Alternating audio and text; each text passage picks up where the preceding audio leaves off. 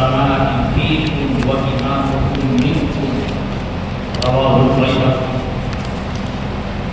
أو كما قال عليه الصلاة والسلام. قابل قدر علماء کرام، بڑی مفید نشستیں ہوئی ہیں اور اب یہ آخری مجلس ہے. تھوڑا سا وقت ہے، عصر کی نماز بھی بالکل قریب ہے، اس لیے کوئی لمبی گفتگو نہیں ہوگی، نہ تو کوئی طویل تمہید باندھی جائے گی. مختصر سی بات یہ ہے کہ قادیانیت یہ آج کا کوئی جدید فتنہ نہیں ہے، 100 سال سے زائد ہو چکا. قادیانیت مرزا غلام قادیانی کی طرف منسوب ہے اور مرزا غلام قادیانی کے لٹریچر میں، کتابوں کے اندر، مکتوبات میں، تحریروں کے اندر عیسیٰ علیہ السلام کا اتنا مواد ہے،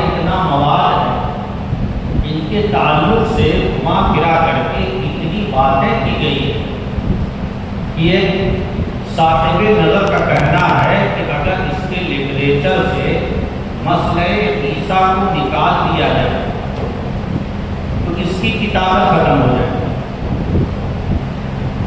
یعنی اتنا زیادہ اس مسئلے کو دفتر مشق بنایا ہے، اپنی ہر کتاب میں عیسیٰ علیہ السلام کو زیر بحث رکھا ہے. اور ان کے چیلے بھی جب کہیں گفتگو کی نوبت آتی ہے تو مسئلہ عیسیٰ کو چھیڑتے ہیں. رفع عیسیٰ، نزول عیسیٰ، حیات عیسیٰ، وفات عیسیٰ، اسی مسئلے کو چھیڑتے ہیں.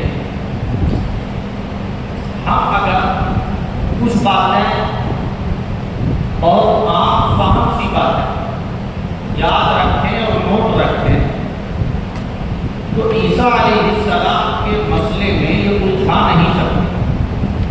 انہوں نے عیسیٰ علیہ السلام کا مسئلہ چھیڑا ہی اس لیے ہے سپر بنانے کے لیے، حال بنا کر کے اپنا الو سیدھا کرنے کی کوشش کریں.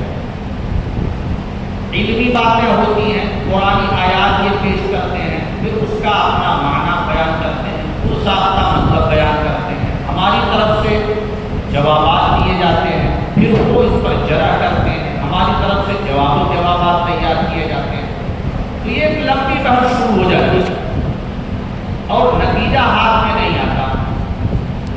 اگر ہم ایک دو پوائنٹ پر گفتگو کریں تو مرزا قادیانی کا کوئی بڑا سے بڑا شاطر قسم کا کوئی عالمی کیوں نہ ہو، وہ چل نہیں سکتا، آپ کے سامنے ٹک نہیں کرتا.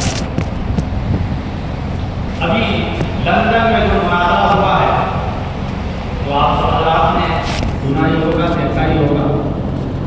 اس سے پہلے بھی مناظرے ہوئے. ایسے ہی ایک مناظرے کے موقع پر بہوا میں بھی ہمارا مناظرہ ہوا قادیانیوں سے، اور اسی طریقے سے ہریانہ میں قادیانیوں سے مناظرہ ہوا. وہاں کئی سارے علماء کرام، مفتیان اعظام، مدرسوں کے محتمین، ذمہ داران سب موجود تھے. یعنی 5-6 گاڑیاں پہلے ہی تھے. لیکن کشمیر کے جو قادیانی مربی تھے یہ حاوی ہو رہے تھے. وجہ یہ تھی کہ ہمارے لوگ اکثر ہونے کے باوجود، علم سے تعلق رکھنے کے باوجود، اس لائن کی مکاری کا ان کو علم نہیں تھا، ان کی شاکرانہ چالوں سے واقف نہیں تھے، اس لیے وہ سست پڑ رہے تھے، مغرور ہو رہے تھے. اتفاق یہ ہے کہ میں طریق میں تھا، مجھے اطلاع کی اور مجھے کسی نے کہا نماز جیسے ہی میں نے پوری کی، سلام پھیرا، ایک صاحب گاڑی لے کے فوراً چلیے وہاں. تو میں وہاں حاضر ہوا تو دیکھا پورا مجمع یہاں ہے اور پورا گرم ہے معاملہ. ہمارے لوگ بہت سست پڑ رہے ہیں، 2 کشمیری قادیانی ہے ہماری پڑھ رہے ہیں. جب میں وہاں گیا گفتگو کی 2-3 منٹ کے اندر ان کے پسینے آ گئے، ان کی زبان بند ہو گئی، اب آگے بولنے کو تیار. الحمدللہ نتیجہ یہ ہوا کہ وہ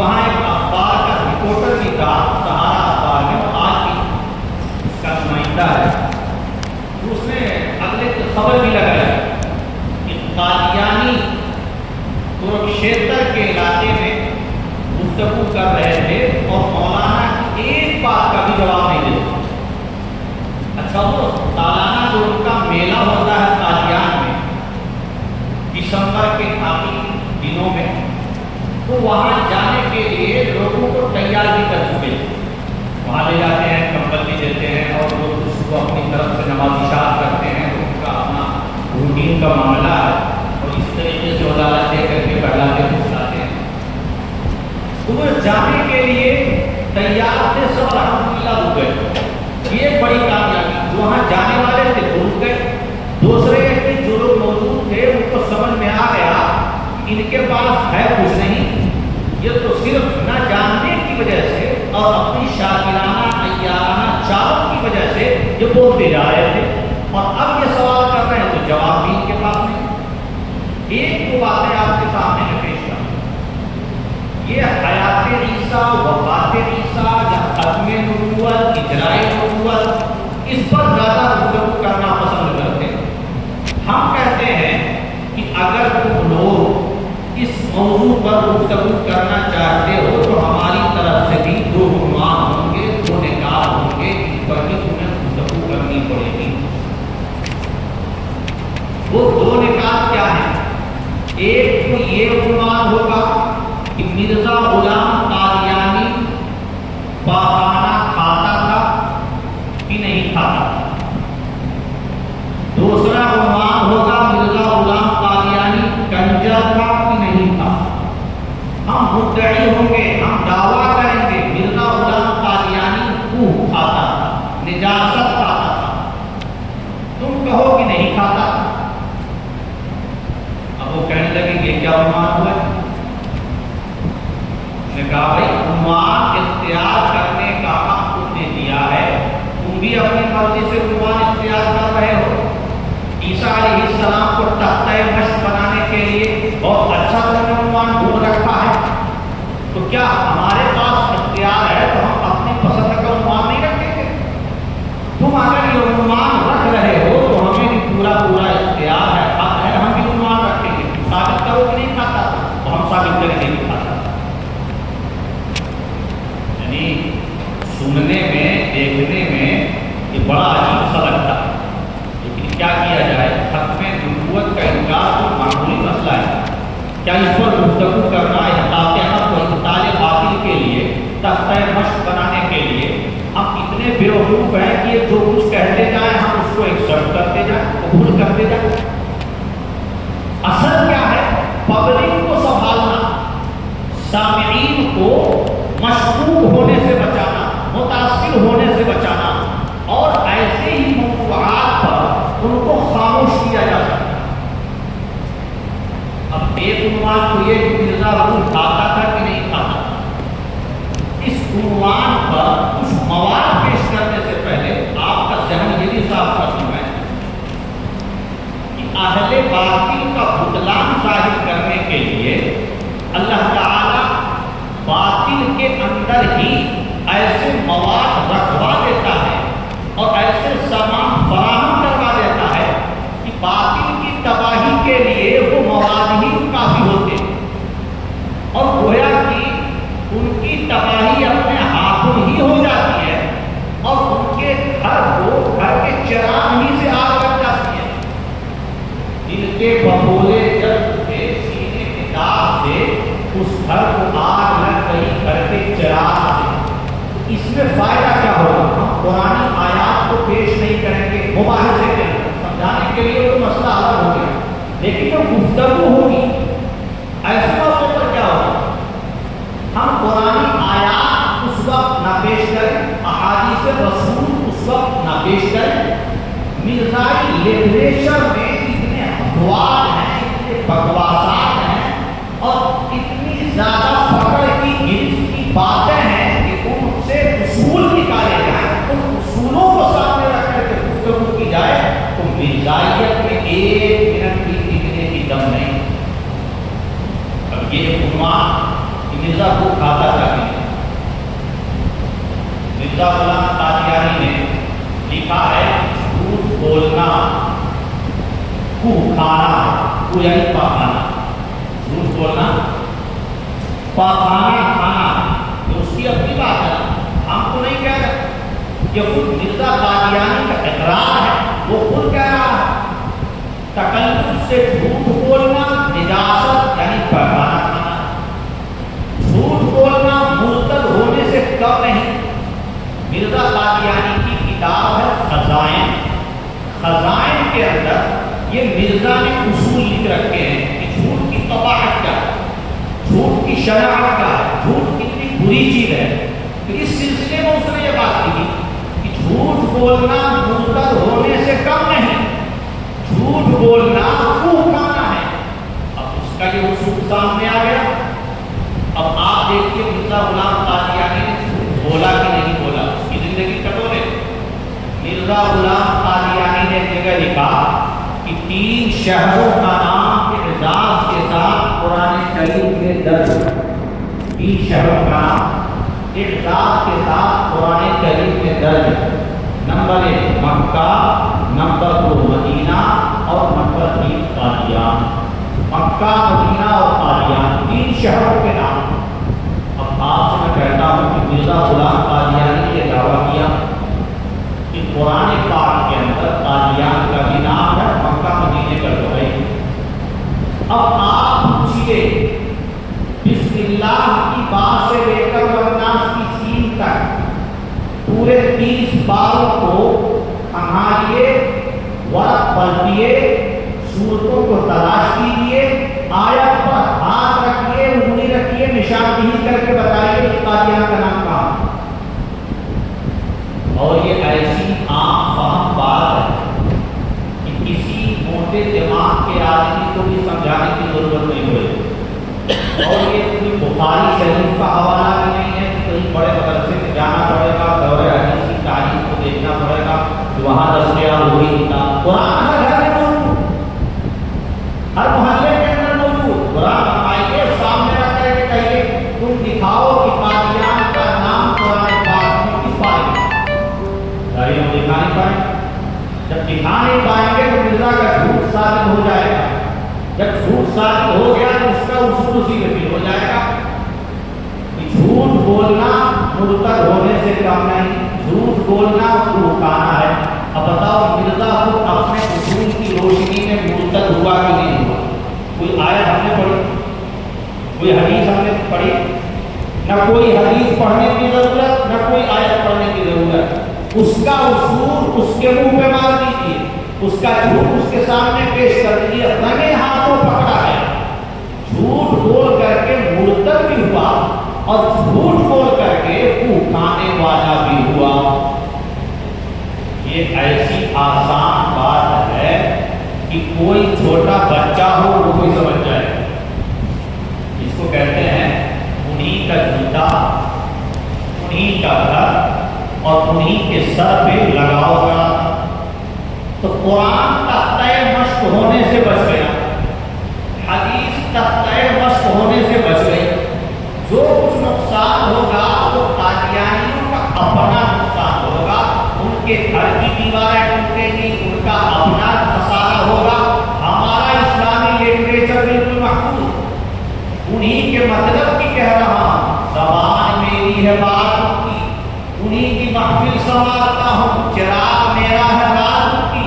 یہاں جو بات بھی ہوگی وہ ان کی اپنی کتابوں سے ہوگی، ان کی اپنی تحریروں سے ہوگی۔ اب ایک اور بات، کنجر کا ملنا بظاہر دیکھا جائے تو کہیں گے گالی دے رہے ہیں۔ کیا علماء کی زبان گالی سے تر ہوتی ہے؟ علماء کی شان یہی ہے کہ وہ گالی دے، جناب والا ہم ناقل ہیں اور ناقل کی طرف کوئی حکم منسوخ نہیں کیا جا سکتا۔ مرزا غلام قادیانی نے جو کچھ کہا ہے ہم صرف اپنی زبان سے پیش کر رہے ہیں، آپ کو آئینہ دکھا، اس کے زہد و تقویٰ والا پہلو کو آپ نے دیکھ لیا جو ڈرامہ کر کے اس نے پیش کیا، صوفیانہ لباس اور پگڑی آپ نے دیکھ لی،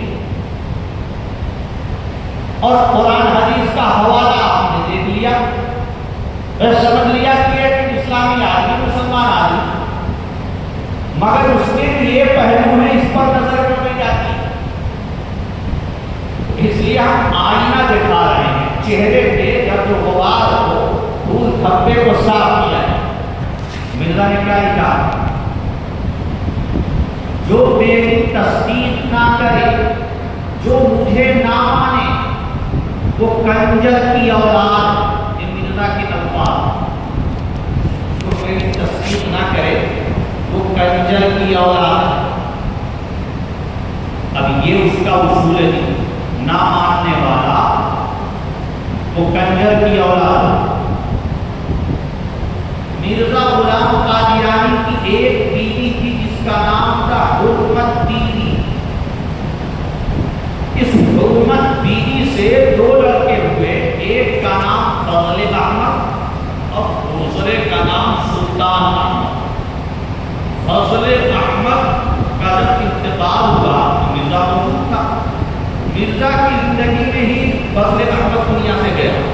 चूंकि फजल अहमद हुर्मत बीवी का लड़का मिर्जा कादियानी का अपना बेटा मिर्जा कादियानी पर ईमान लाने वाला नहीं था। कैसे लाता? ये उसके इब्तिदाई हालात से वाकिफ थे। इब्तिदाई हालात से मिर्जा की अय्याशी वाली जिंदगी ओपन थी इनके सामने। ये जो लाहौर की मार्केट में अय्याशी वाला सफर किया करता था, ये सब इसे पता था। कच्चा चिट्ठा इसके सामने, वो कैसे ऐसे शख्स को बहरुपिया को ईमानदार आदमी तसव्वुर कर सकता है और न भी मान सकता है? सवाल ही नहीं पैदा हो। न हुर्मत बीवी इसको मानने वाली थी और न ही फजल अहमद इसको मानने वाला, न सुल्तान अहमद इसको मानने वाला। फजल अहमद का इंतकाल हुआ तो मिर्जा गुलाम कादियानी ने इसकी नमाज जनाजा नहीं पढ़ी। इसी बुनियाद पर ईमान लाने वाला का अपना बेटा। और रहा मामला सुल्तान अहमद का, तो सुल्तान अहमद ये भी हुर्मत बीवी से और मिर्जा गुलाम कादियानी का बेटा था, ये भी इसको मानने वाला नहीं था। सुल्तान अहमद ना मानने की वजह से मिर्जा की तरफ से ये सबब आने वाला बन गया। मिर्जा ने इसको आग कर दिया, महरूम इर्स कर दिया, वरासत से महरूम, मेरा बेटा ही नहीं है। तो अब आप ये बताइए ईमानदारी से, सुल्तान अहमद को महरूम इर्स बना दिया न मानने की वजह से। फजल अहमद की नमाज जनाजा नहीं पढ़ी न मानने की वजह से। तो ये दोनों औलाद मिर्जा गुलाम कादियानी की और दोनों मानने वाली नहीं। अब बताइए खुद मिर्जा गुलाम कादियानी कंजर हुआ कि नहीं? क्योंकि मिर्जा ने उसूल पेश किया, जो मुझे ना माने वो कंजर की औलाद, जो मुझे ना माने वो कंजर की औलाद। दोनों औलादों ने नहीं माना तो कंजर हुआ कि नहीं हुआ? बताइए, इसमें कोई आयत पढ़ने की जरूरत पेश आई? कोई हदीस पढ़ी गई? आम लोगों के सामने जब आयात ईसा पेश की जाएंगी, की तफसीर व तशरीह की जाएगी, खत्म नबूवत में बातें की जाएंगी, तो कभी इब्न अब्बास का हवाला देंगे, अब्दुल्लाह इब्न मसऊद का हवाला देंगे, कभी किसी और बड़े आलिम का हवाला देंगे। मामला ये होगा कि मजलिस टूल पकड़ती चली जाए, बहस लंबी होती चली जाए, मुनाजरे के दिन बढ़ते चले जाएंगे और नतीजा कब निकले कुछ बताने। लेकिन ये बातें ऐसी हैं कि हाथों हाथ नतीजा बरामद हो जाएगा और जो लोग संजीदगी से वहाँ सुनने वाले, बैठने वाले होंगे, वो फायदा उठा करके वहाँ से जाएंगे इंशाअल्लाह। मेरे ख्याल से अब टाइम है नहीं, वरना मैंने सोचा था 1-1.5 घंटे की गुफ्तगू इस वक्त भी होगी और अक़ल और नक़ल पर होगी, अक़ल और नक़ल पर होगी। लेकिन यहाँ अक़ल और नक़ल को छेड़ने का मौका ही नहीं है। तो आखिर दावाना अल्हम्दुलिल्लाह। Thanks for watching. Don't forget to like, comment, share and subscribe to Al Wahid channel.